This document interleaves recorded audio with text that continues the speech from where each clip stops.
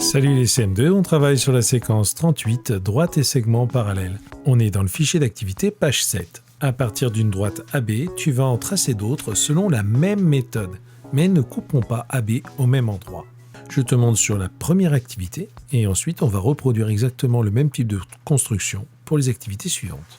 Place le point E tel que AE perpendiculaire à AB et longueur de AE 19 mm. On va déjà tracer un segment perpendiculaire à AB. Je prends mon équerre, je viens la placer ici. Je commence à tracer mon segment. Je viens ensuite, avec la règle, tracer un segment de 19 mm. Et 19 mm, tu vois, c'est juste ici. J'ai construit mon point E et mon segment AE de 19 mm. Je fais la même chose du côté de B, mais cette fois-ci, je construis un segment de 6 mm. Je viens tracer un segment perpendiculaire avec mon équerre et je mesure avec ma règle 6 mm.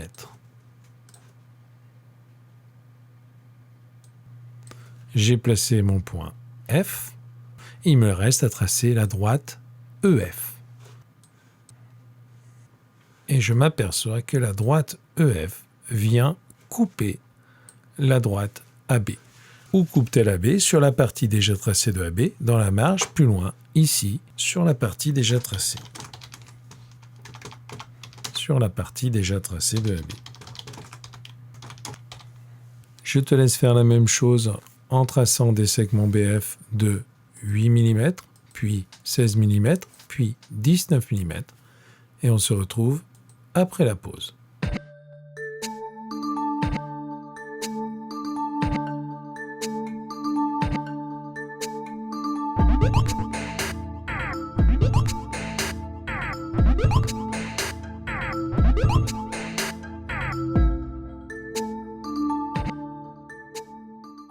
J'ai déjà tracé AE 19 mm, je trace BF 8 mm, je viens placer mon équerre, je commence à tracer mon segment perpendiculaire, je viens chercher ma règle et je mesure BF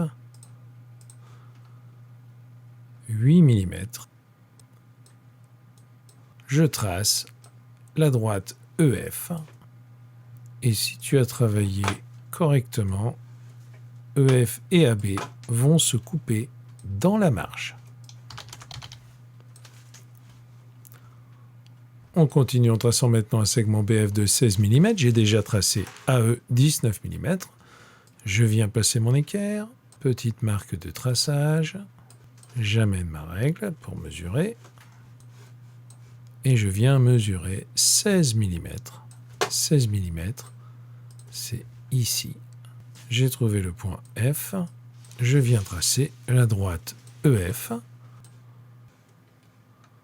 Et si on trace cette droite EF, on s'aperçoit qu'elle ne se croise pas sur la feuille, mais qu'elle se rapproche. Et qu'immanquablement, elles vont se croiser, mais pas sur le fichier. Elles vont se croiser plus loin.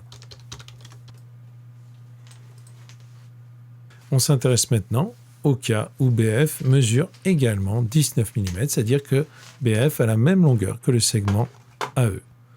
Je viens placer mon équerre, je commence à tracer mon segment perpendiculaire, je prends la règle et je viens mesurer 19 mm. C'est ici. Et maintenant que j'ai trouvé F, je trace la droite EF. Où EF va-t-elle couper AB? Eh bien, EF ne coupera jamais AB. Si je place un point G n'importe où sur la droite EF et que je cherche le point le plus proche de G sur la droite AB, son point le plus proche, il est forcément sur le segment perpendiculaire à G qui passe par B à 19 mm de G. Où que l'on mesure, on a toujours 19 mm entre les deux droites. Que peut-on en conclure?